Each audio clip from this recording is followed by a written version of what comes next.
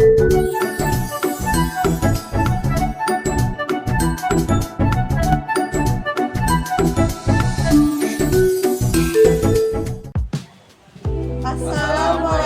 warahmatullahi wabarakatuh.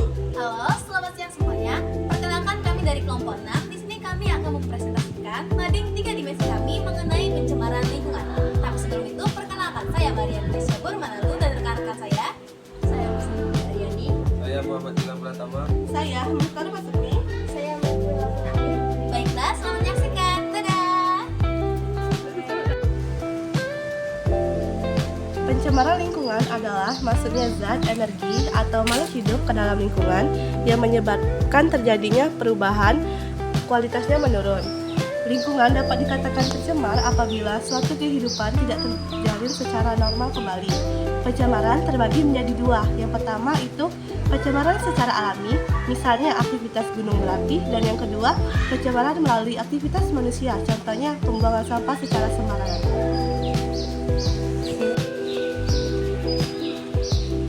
Macam-macam pencemaran.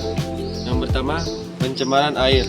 Pencemaran air terjadi akibat masuknya limbah industri, limbah rumah tangga, deterjen, pupuk kimia, dan bahan kimia yang terlarang. Dampaknya dapat merusak biota air, penyebaran penyakit seperti diare dan juga kolera. Yang kedua, pencemaran tanah. Pencemaran tanah terjadi karena adanya sampah anorganik, limbah berbahaya, baterai bekas, dan bahan kimia terlarang seperti pestisida.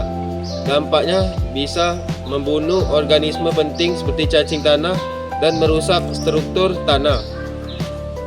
Yang ketiga adalah pencemaran radioaktif. Pencemaran radioaktif adalah pencemaran yang terjadi karena kebocoran reaktor nuklir atau limbah radioaktifnya itu tidak aman. Yang keempat itu adalah pencemaran udara. Pencemaran udara terjadi ketika gas berbahaya seperti karbon monoksida itu tercampur dengan debu atau udara. Contohnya seperti asap kendaraan, asap pabrik, atau kebakaran. Yang kelima itu adalah pencemaran suara. Pencemaran suara itu terjadi karena bunyi kebisingan, seperti contohnya itu adalah suara kendaraan atau suara pabrik.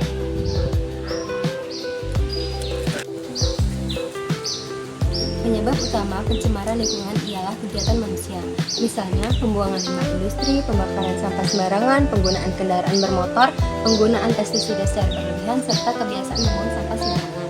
Pertumbuhan penduduk yang pesat juga dapat meningkatkan jumlah limbah yang dihasilkan.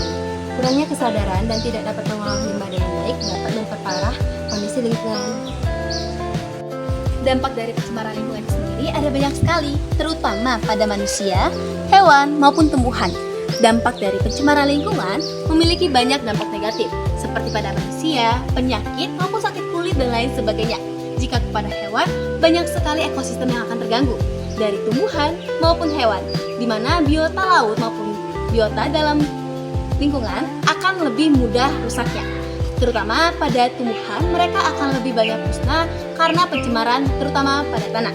Kalau dari air, itu adalah pencemaran yang akan terjadi di laut, sungai, dan ikan-ikan yang akan ada di sana akan banyak sekali yang punah. Itulah dampak negatif dari pencemaran lingkungan.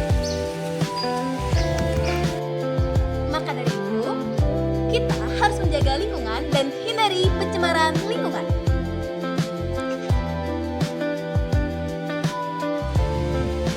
Stop pembuangan sampah sembarangan. Ayo hindari pencemaran lingkungan.